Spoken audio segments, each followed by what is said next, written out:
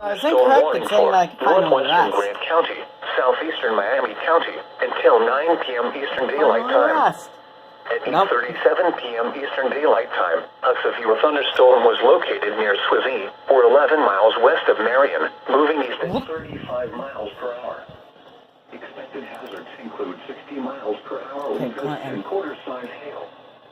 This is a radar indicated threat. The following impacts are expected. Hail damage to vehicles is expected. Expect wind damage to roofs, siding, and trees. Locations impacted include Marion, Gas City, Sweetser, Converse, Amboy, Enfield, Home Corner, Roseburg, Meyer, and Jalapa. For your protection, move to an interior room on the lowest floor of a building. Torrential rainfall is occurring with this storm and may lead to flash flooding. Do not drive your vehicle through flooded roadways.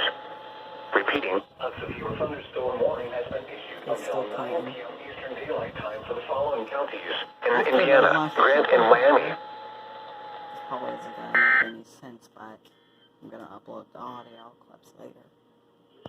Yeah.